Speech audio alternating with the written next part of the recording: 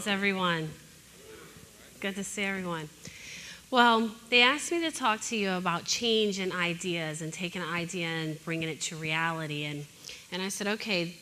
My husband said, are you a little nervous to talk in front of a crowd? I said, no, what I have most of the anxiety about is trying to get 5 years of work in 10 minutes. It's been a lot within my journey. But I am Christine Brooks Cropper. I'm the president and founder of the Greater Washington Fashion Chamber of Commerce. But I'm going to tell you a little bit about my background. And when everyone thinks of fashion, of course, what do you immediately go to? You immediately go to what? Fashion shows. You know, you walk in the catwalk, that's what you like to see, the entertainment side of fashion. And I used to be a model. So that's where I started with my journey at 15. I actually was a petite fashion model at 15 years old. And I used to do illustration and sketching and started to design my own clothes and prom dresses and everything and wanted to go to fashion school. However, my parents said, no, creative, no, you're going to go for political science pre-law. Well, I ended up getting my sociology degree, and I ended up getting my master's in public administration. So my journey started, of course, in public policy. So I used to be the Victims of Crime Administrator for Mayor Anthony Williams, as well as the the Violence Against Women Administrator. So I actually had 2 titles here from 2002 to 2005 for Mayor Anthony Williams. I created the Office for Victim Services then through a mayor's order.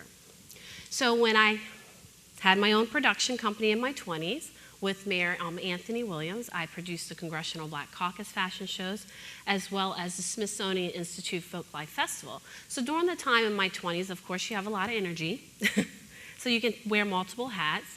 So I was not only an administrator here in Victims of Crime in the criminal justice field, which I have 10 years experience, I also own my own fashion production marketing PR firm.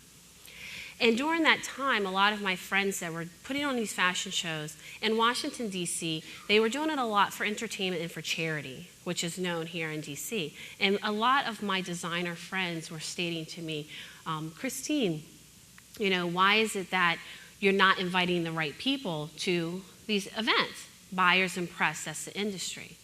And I had to kind of take notice to that because it was getting to the point that they weren't interested in participating in these events anymore in Washington, D.C. This was in 2004.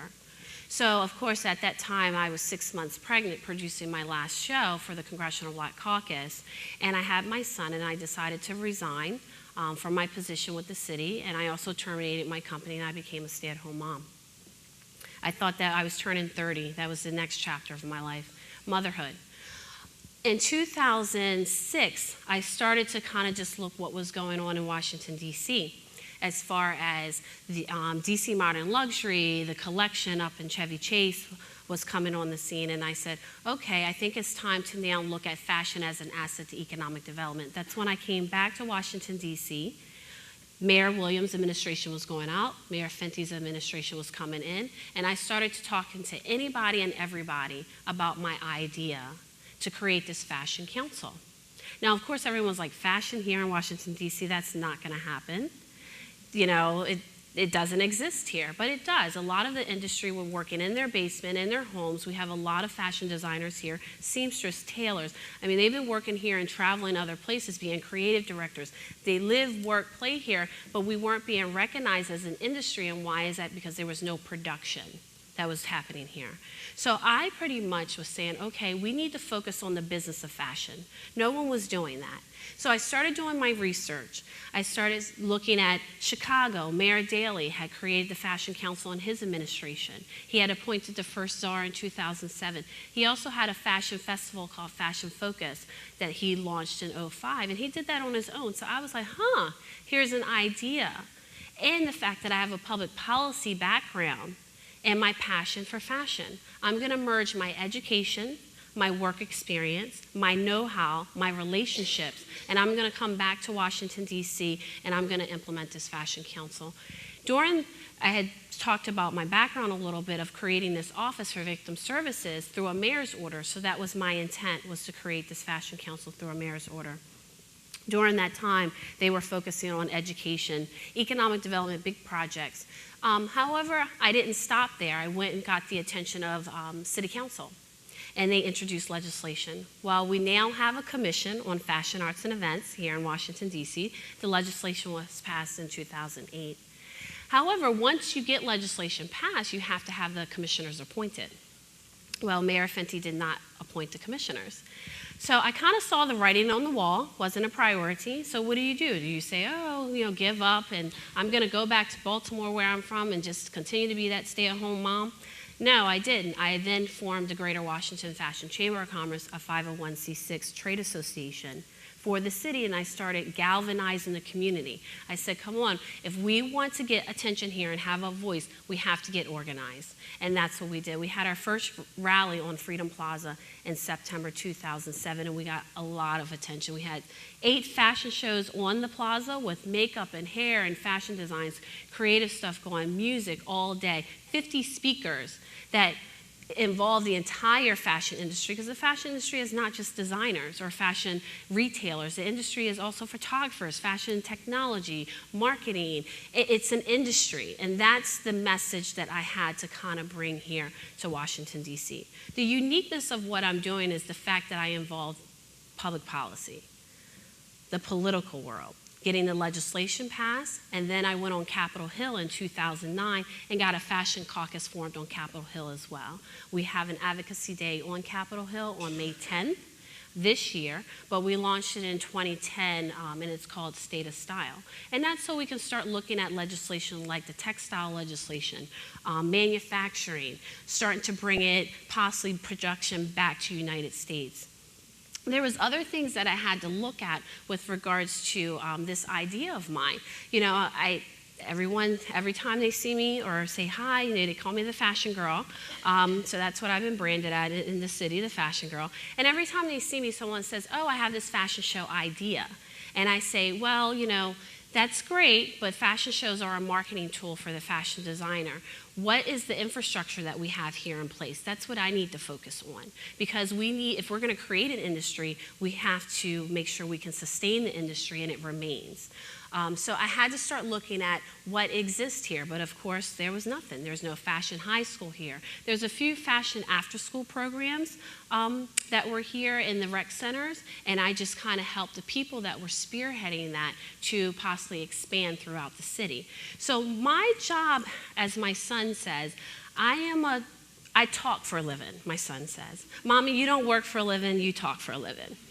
So I am the one that I go and I empower people. They have an idea, let's make it happen, let's move it forward. I had an idea, I merged it with my education, and I was very persistent with moving that forth when a lot of people said no. I don't take no lightly. You say no today, it'll be yes tomorrow, or within an hour. It's all in how I can talk and kind of bring you over to my side.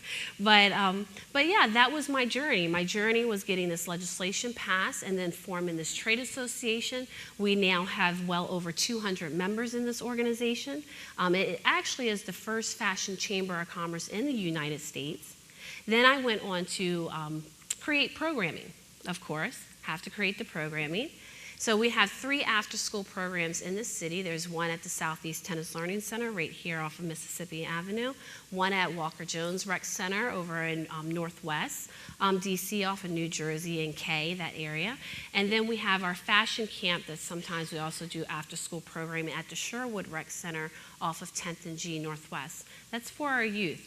We have the fashion camp that we've been doing the past 5 years. We've trained over 600 kids here in the city to learn fashion design, develop their portfolio. They learn how to sew. They learn the history of fashion. They learn production, which pretty much is the training so that if they want to become a seamstress or a tailor, but it's more career camp as well as vocational skills and life skills training. But some of the kids have actually come out of our 6-week, 10-week camp because it's through the Mayor's Summer Youth Program and have had a strong portfolio to go to college. So we actually have gotten results here. So of course you get that, the kids, what's next? What's next? Well, what's next for us is the fashion high school. So you have, in New York, you have a fashion high school. There's, of course, a fashion high school right close by in Fairfax County Public School, as well as Prince George's County schools have several fashion design programs in their school, but Washington, D.C., we do not. So that's one of our next steps with regards to our youth programming. Now for our adults in our entrepreneurship programming, we have a program called Fashionably Business, where we do small business training and TA for not only designers to get technical skills and business training to start their collection or their line, whatever their interest is, to take them to the next level to accomplish their business goals. A lot of creatives, that's one thing, it's like, and I get this from some of my designer members, well, I'm creative, let me do me. Well, you can do you, but I need for you to understand how to write a business plan. How are you going to get capital? That's the only way you're going to get capital, is to have a winning business plan. And on top of it, are you incorporated? A lot of them aren't even incorporated. They're sole proprietors, which you can be, but then they don't understand that they have to get a business license. So this is some of the training that I have to do for the creative community. You know, I want you to use one side of your brain, but I kind of need you to use your right and your left side, or I need for you to be aware of it so you know how to hire the right people to be your business manager and move things properly forth for you. So that's our kind of adult entrepreneur track, and it's called Fashionably Business is the business programming. But then we took it a step further, because again, I'm an infrastructure building person. We created the first fashion incubator here. It's now currently off of 760 N Street in the Shaw community, and our second phase of our incubator, we're hoping to relocate so we're able to house about 24 designers over here in Southeast off of Good Hope and Martin Luther King. We're in the process of negotiating that now. However, the 760 N Street in the Shaw community fashion incubator, we have about 5 designers in that incubator now. They're producing and creating. They have workspace, 24/7 access to it. They also have office space, and they're going through business mentoring, technical assistance workshops, as well as any technical design workshops, because, hey, you may not know how to sketch. However, if you don't know how to sketch, you have to know how to sketch enough or get your concept across so that you can kind of move things along with your team, your fashion design assistant, so that you can get your sample made. I mean, it's an industry. So here in Washington, D.C., I am the one that's kind of saying, we're an industry, we exist here, we need a voice here, and more importantly, we can create jobs. We generate revenue. I don't know, I think you shop in Georgetown, right? You shop on U Street, 14th Street, all of the indie boutiques that have opened, we contribute to the economy.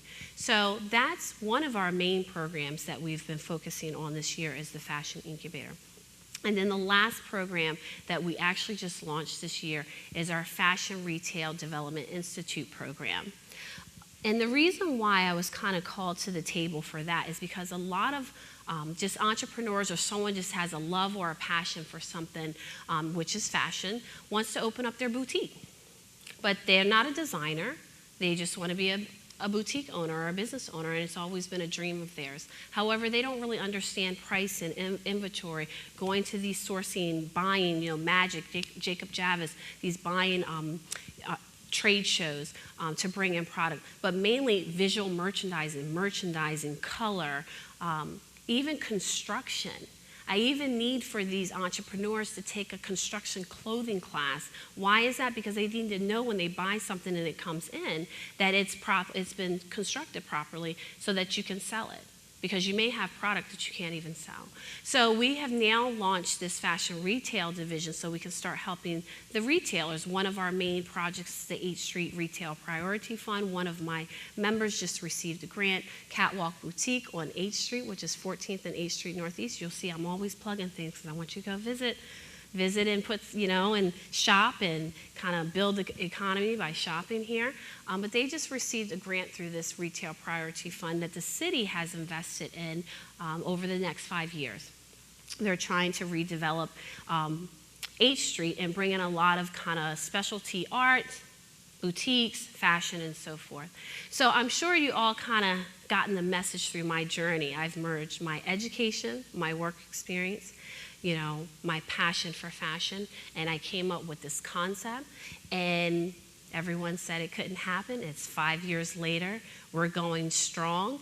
We have solid programs here. We're making a difference, and the message that I leave for you today is don't ever let anyone say to you that you can't do something that you have a dream for, a passion for, you have an idea, and you want to implement. You just have to be persistent. you have to have determination, and you never accept no. Thank you.